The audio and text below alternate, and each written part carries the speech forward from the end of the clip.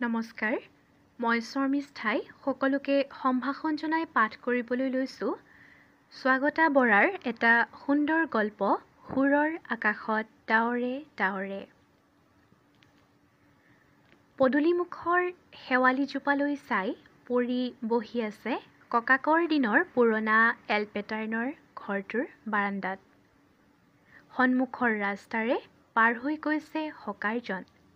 যাওঁতে তেখেতে তাইকো মাত দি থৈ গ'ল। চোতালখনত চেদেলি ভেদেলি হৈ পৰি আছে আগদিনা বেনুকাই কাটি ৰ'দত শুকাবলৈ দি থৈ যোৱা খৰিৰ টুকুৰাবোৰ। ৰেডিঅ'ত বাজি উঠিছে ডলি ঘোষৰ সুৰৰ আকাশত ডাৱৰে ডাৱৰে ঔ মই বিচাৰিলোঁ ৰামধেনু শীৰ্ষক গীতটি। তাই গানটোৰ মাজত সোমাই পৰোঁতেই পাছফালৰ পৰা মাকৰ চিঞৰ, মাজনী চাহ খাই লহি আহ। মুখত বয়সৰ চাপ পৰা মাকৰ আজি আনন্দই আনন্দ। বিলাতৰ পৰা ডাঙৰ ল'ৰা আহিব। ঘৰখন উখল মাখল হৈ আছে। মাকে পুতেকৰ বাবে সি খাই ভাল পোৱা গৰৈ মাছৰ পোৰা, ঢেকীয়া শাকৰ ভাজি, কচু পিটিকা আদি নানান ব্যঞ্জন তৈয়াৰ কৰিছে। পৰিয়েও ৰেডিঅ'টো বন্ধ কৰি মাকক এটা দুটা কামত সহায় কৰি দিছেহি। দুদিনমান হ'ল তাইৰ মনটো বৰ ভাল নহয়। মাকেও লক্ষ্য নকৰা নহয়। এবাৰ দুবাৰ সুধিছেও, অথচ তাই উত্তৰ দিয়া নাই। সেয়েহে মাকেও আজিকালি প্ৰায় নুসুধাই হ'ল। দূৰৈৰ গীৰ্জাঘৰৰ পৰা ভাহি আহিছে 11 বজাৰ ঘণ্টাধ্বনি। পৰীৰ ঘৰৰ সন্মুখেদি পাৰ হৈ যোৱা ৰেলখনেও উকি মাৰি থৈ গৈছে। ঘৰখনত মাক আৰু তাই। সৰুতেই দেউতাকে এৰি থৈ গ'ল আন কোনোবা নাৰীৰ লাস্যময়িতাত ভুলকৈ। মাকে দুটা সন্তানক বুকুত বান্ধি পূৰাই ৰাখিলে শূন্যতা। দেউতাকৰ মুখখন তাই চকুৰ আগৰ পৰা একেবাৰে মুচি পেলাইছে। তাই দেউতাকক ঘৃণা কৰে। মাজতে এবাৰ দেউতাক আহিছিল। সেইদিনা তাইৰ মেট্ৰিক পাছ কৰিছিল। ভালকৈ মনত আছে তাইৰ সেই দিনটো। তেতিয়া সন্ধিয়া প্ৰায় 5 মান বাজিছে। মাক গোসাঁই ঘৰত। তাই দিনটোৰ ব্যস্ততাৰ মাজত অলপ জিৰাওঁ বুলি বিচনাখনত পৰিছিলগৈহে মাথো। তেনেতে শুনা পালে পদূলিমুখত এখন গাড়ীৰ শব্দ। গাড়ীৰ পৰা নামি আহিছে এজন গহীন গম্ভীৰ মানুহ। অচিনাকি মানুহজনক তাই সংকোচহীনভাৱে ভিতৰলৈ মাতি আনিছে। দুই এটা কথাও পাতিছে। ডিষ্টিংশ্যন পাই পাছ কৰা পৰীৰ সকলো খৰচ বহন কৰাৰ কথা দিছে তেখেতে।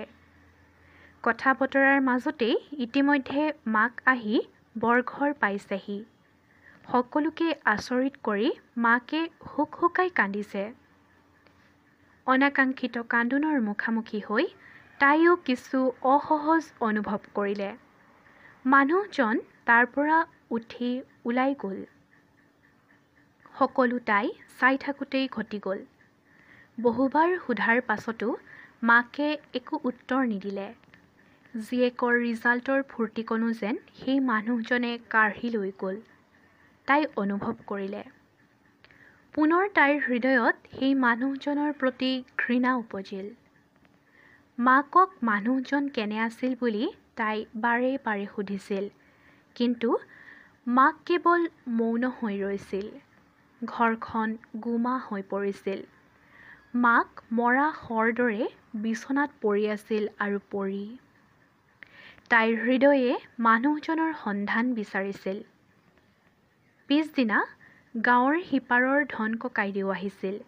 ৰিজাল্টৰ খবৰৰ মাজতেই তাইক সুধিয়েই পেলাইছিল। কালি দেউতাৰাৰ আহিছিল হবলা।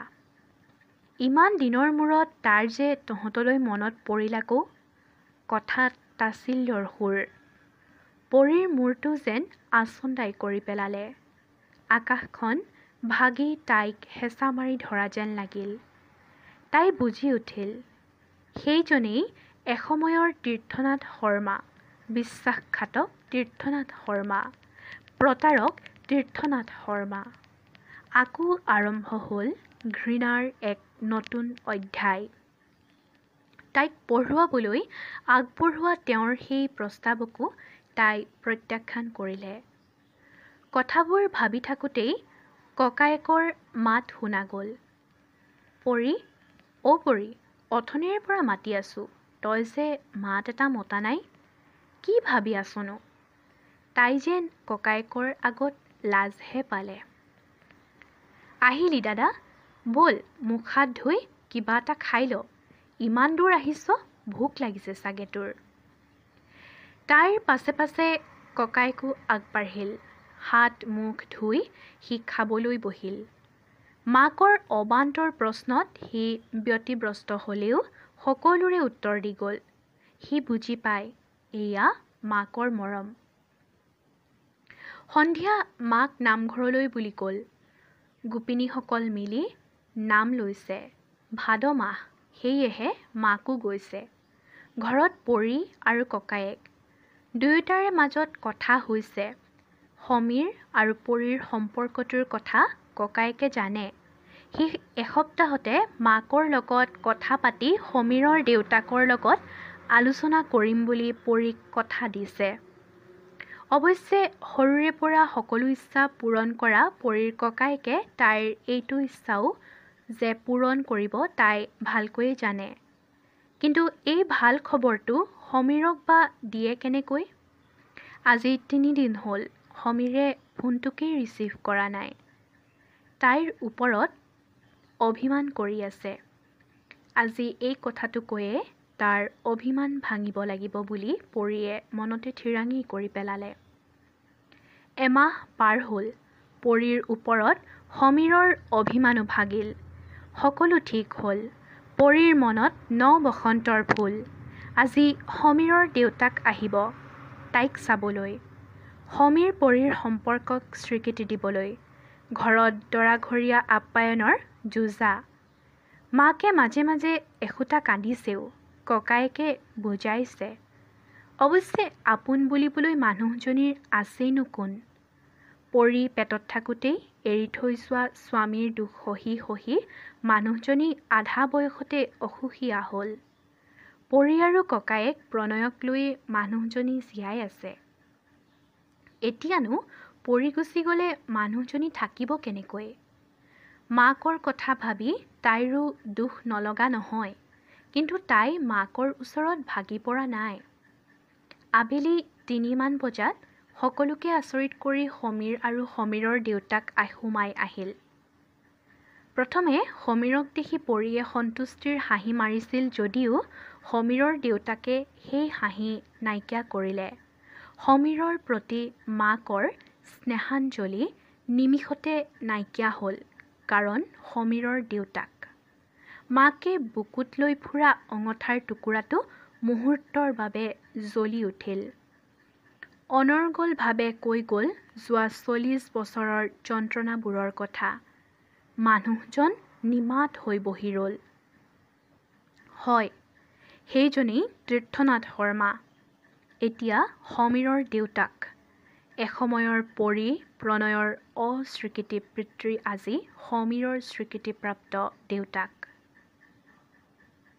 পৰী আজি নিৰ্বাক। সমীৰে বুজাব চেষ্টা কৰিও পৰীক বুজাব পৰা নাই। ককায়েকেও বহুবাৰ বুজালে, পৰীয়ে প্ৰত্যাখ্যান কৰিলে। আকৌ আৰম্ভ হ'ল ঘৃণা।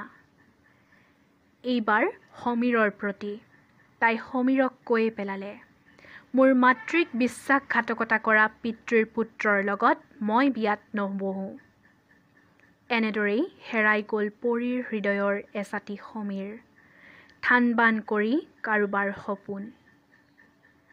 আজি পৰী অকলশৰীয়া। সমীৰৰ খবৰ তাই নলয়। হাজাৰ চেষ্টা কৰিও মাক ককায়েকে তাইক বিয়াত বহুৱাব নোৱাৰিলে। আজি পৰী মানে পৰিণীতা বৰঠাকুৰ 70 বছৰত ভৰি দিছে। সমীৰৰ সপোনৰ অনাথ আশ্ৰমখন তাই বাৰুকৈয়ে পৰিচালিত কৰিছে।